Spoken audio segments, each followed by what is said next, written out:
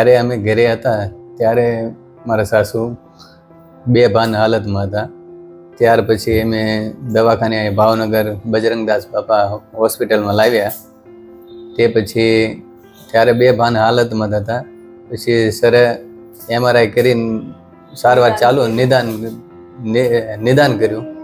તે પછી જાણવા મળ્યું કે મગજની નસ ફાટી ગઈ છે અને મોટું હેમરેજ થઈ ગયેલું છે.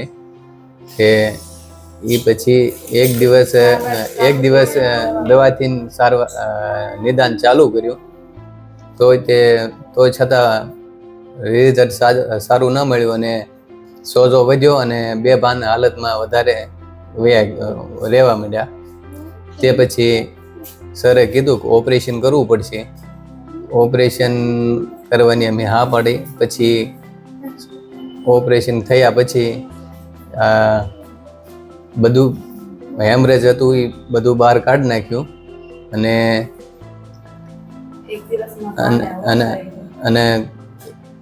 જમણી સાઈડનું જે હાથ ને પગમાં લકવો હતો તે પણ સારું થઈ ગયું.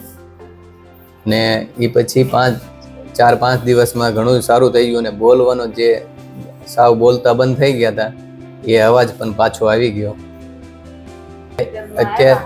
અત્યારે તેમનું કામ જાતે કરે છે બધું તે.